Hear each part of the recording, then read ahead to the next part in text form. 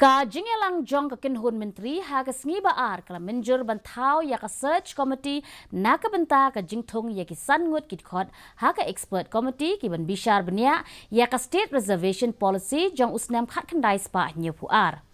Haba penpau ya hakilat pathai kubor u Myntri rangba ka jella u kongrat ke sangma u loong ba ka sorkar kala rai ba u chief secretary unlong u klidu jong ki lai ngut kit khot ka search committee ki ban wat ya ki riu shampang ki ban long kit khot jong ka expert committee na ka Bynta ban bishar bania ya ka reservation policy jong ka jella.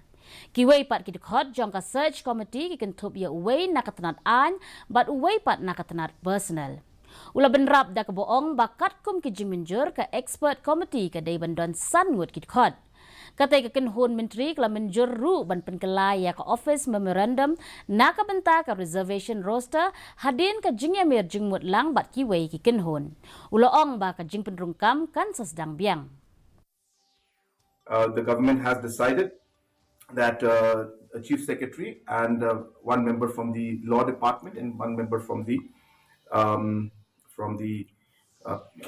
personnel department, a three-member committee has been put up as a search committee to look for experts who will be able to then be part of this expert committee.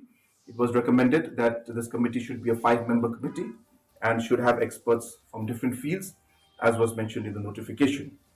Also, very important decision today was taken was that the office memo for the reservation roster amendments were put up today to be made in the reservation roster.